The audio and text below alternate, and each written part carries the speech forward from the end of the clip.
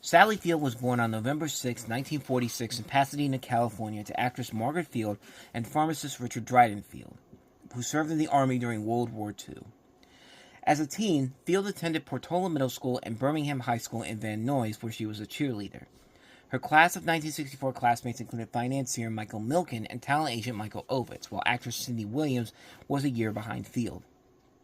In 1965, Field got her start on television as the boy crazy surfer girl in the series Gidget, which ran only one season from 1965 to 1966.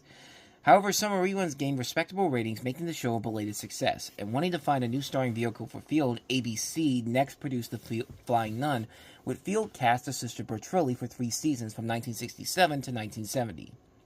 In an interview included in the Season 1 DVD release, Field stated that she thoroughly enjoyed Gidget but hated The Flying Nun because she was not treated with respect by the show's directors.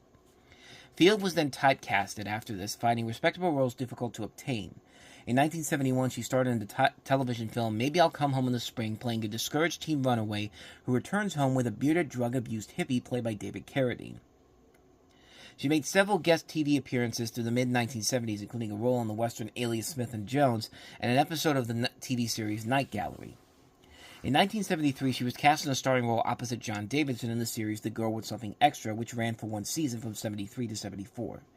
Following the series cancellation, she studied at the Actors Studio with acting teacher Lee Strasberg.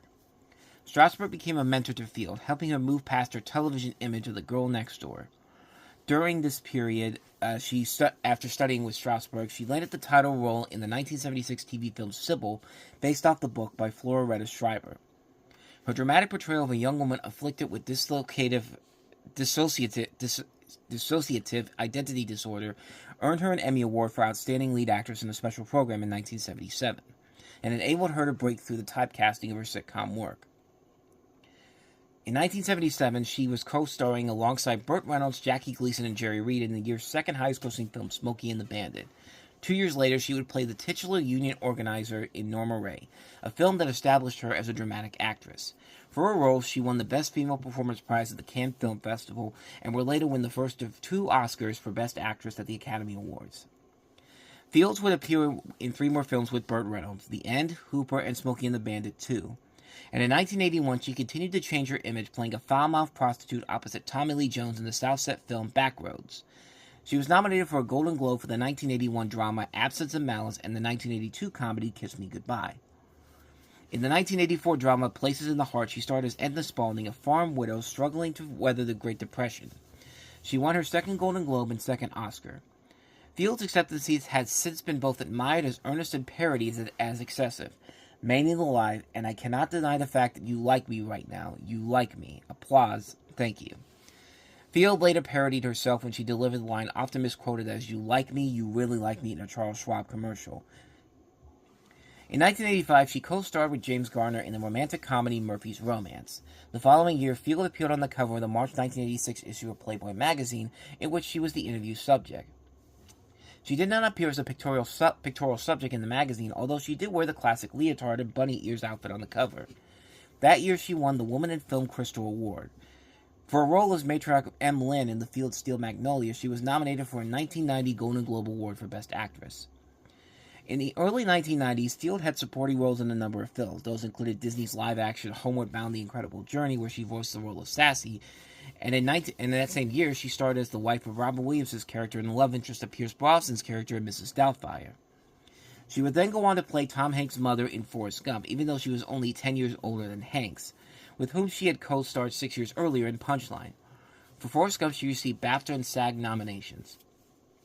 Field's other 1990s films included Not Without My Daughter, a controversial thriller based off the real-life experience of Betty Modi's escape from Iran with her daughter Matab, and Soap Dish, a comedy in which she was playing a pampered soap opera star and was joined by a cast that included Kevin Kline, Whoopi Goldberg, Kathy Moriarty, Elizabeth Shue, and Robert Downey Jr. In 1996, she would reprise the role of Sassy in Homeward Bound 2, Lost in San Francisco, and later that year, she would receive the Berlinati Camera Award at the 46th Annual Berlin International Film Festival for a role as a grieving vigilante mother in John Schlesinger's Eye for an Eye. In 1997, Field would guest star on an episode of King of the Hill in which she would voice a religious woman, Junie Harper, who contends with Hank Hill to ban Halloween. She would later co-star with Natalie Portman in Where the Heart Is and appear opposite Reese Witherspoon in Legally Blonde 2, Red, White, and Blonde. Field had a recurring role on ER in 2000 as Dr. Abby Lockhart's mother, Maggie, who suffers from bipolar disorder, a role for which she won an Emmy Award in 2001. After a critically acclaimed stint on the series, she returned to the role in 2003 and 2006, and even starred in the short-lived series The Court in 2002. Field's directing career began with the television film The Christmas Tree in 1996. She would also direct an episode of the original TV miniseries From the Earth to the Moon in 1998, also playing a minor role as the wife of astronaut Gordon Cooper, Trudy. She would make her feature directorial debut with the film Beautiful in 2000. She was a late addition to the ABC drama series Brothers and Sisters, which debuted in September 2006. In the pilot, the role of matriarch Nora Walker was played by Betty Buckley. However, the show's producers decided to take the character into another direction and offered the part to Field, who would later win the 2007 Emmy Award for Outstanding Lead Actress in a Drama Series. The series also starred Callista Flockhart and Rachel Griffiths as Nora's adult daughters. She would later appear on an episode of The Doctors to talk about osteoporosis and her Rally with Sally Foundation. She would follow it up playing Aunt May in the Marvel Comics films The Amazing Spider-Man and its sequel in 2014. Her widely praised portrayal of Mary Todd Lincoln in Steven Spielberg's Lincoln also brought her Best Supporting Actress Award nominations at the Oscars, Golden Globes, BAFTA, Screen Actors Guild, and Critics' Choice Awards. On May 5, 2014, Field received a star on the Hollywood Walk of Fame for her contributions to motion pictures. Her star is located in front of the Hollywood Wax Museum, and in January 2015, it was announced that she would co-host Turner Classic Movies. The very same year, she would portray the titular character in Hello, My Name is Doris, for which she was nominated for the Critics' Choice Movie Award for Best Actress in a Comedy. Field reprised her role as Amanda Wingfield in The Glass Menagerie on Broadway at the Belasco Theater. The show began performances on February 7, 2017 in previews and officially opened on March 9th. It closed on May 21st of that year after 85 performances and 31 previews. Field had previously played the role in the Kennedy Center production of the show in 2004, and she was nominated for a Tony Award for her performance. Her memoir, In Pieces, was published in September of 2018. Field returned to episodic television in 2018, starting in the Netflix series Maniac, and subsequently in 2020 she appeared in the AMC series Dispatches from Elsewhere. In 2023, Field co-starred in the comedy movie 80 for Brady, which starred NFL quarterback Tom Brady, along with fellow actresses Jane Fonda, Lily Tomlin, and Rita Moreno. Also in 2023, she was named the 58th recipient of the Screen Actors Guild Life Achievement Award, which was presented to her at the 29th Annual Screen Actors Guild Awards that same year. In 2005, Field was diagnosed with osteoporosis. Her diagnosis led her to create the Rally with Sally for Bone Health campaign with support from Roche and GlaxoSmithKline that controversially co-promoted Boniva, a bisulfonate treatment for osteoporosis. Field's campaign encouraged the early diagnosis of such conditions through technology such as bone density scans. In 2005, she received the Golden Plate Award of the American Academy of Achievement, presented in recognition of her lifetime of contributions to the arts as well as her dedication as a social activist. During her acceptance speech at the 2007 Emmy Awards, where she won lead actress in a drama series, she said, "If the mothers ruled the world, there would be no goddamn wars in the first place." Fox, which aired the show, cut the sound and picture after the word God and did not return camera sound to the stage until after Field finished talking. An email statement from the company the day after the incident explained that the censorship of Field's speech, among two other censorship incidents during the awards ceremony, occurred before some language during the live broadcast may have been considered inappropriate for some viewers. As a result, Fox's broadcast standards executives determined it appropriately to drop the sound and picture during the portions of the show. Field is an advocate for women's rights. She had served on the board of directors of the Vital Voices Global Partnership, an international women's NGO, and had co-hosted the Global Leadership Awards 6 times. A Democrat, Field supported Hillary Clinton's bid for the Democratic Party nomination in the 2008 presidential election and Kamala Harris's 2024 presidential campaign. Fields is also an advocate for gay rights and won the Human Rights Campaign's Ally for Equality Award in 2012. Her youngest son, Samuel Griezmann, is gay. Field was arrested on December 13, 2019, while attending Jane Fonda's weekly Friday climate change protest in Washington, D.C. And having undergone a traumatic illegal abortion in Mexico at the age of 17, Fields is a vocal advocate for abortion rights in the United States. Throughout her illustrious career, Sally Field has received a number of awards, including 2 Academy Awards, 3 Emmy Awards, 2 Golden Globe Awards, and 2 Screen Actors Guild Awards. And when I think of Sally Field as an actress, she's always that person I always think of as a movie mother that I never that I know she's not my real mother. But like you ever have that. You ever have those people that tell you who their mother and father would be if they could have a celebrity as their father? Like some people would say, "Oh, I want Arnold Schwarzenegger to be my father, or Sylvester Stallone to be my father." For some reason, I always found Sally Field like if I had had a choice for an actress to be my mother in real life, like I really would choose Sally Field because I never saw Sally Field as somebody who could like.